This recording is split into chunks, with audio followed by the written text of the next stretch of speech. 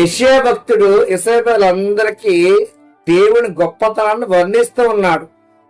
యెషయా గ్రంథము 40 అధ్యాయము 29వ వచనం చూస్తే, సంవత్సరం వారికి బలమిచ్చేవాడు ఆయనే అని యెషయా భక్తుడు ఇశ్రాయేలులందరికీ చెప్తూ ఉన్నాడు.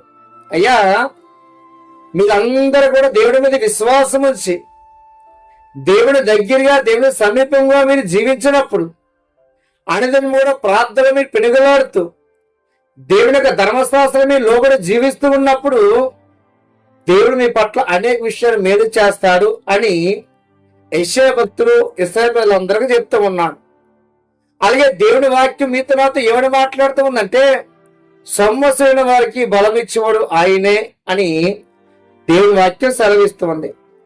మనకి బలం ఇచ్చేవాడు దేవుడే, మన పట్ల మేలు చేస్తూ నడిపిస్తూ ఉన్నవాడు దేవుడే, మన పట్ల మేలు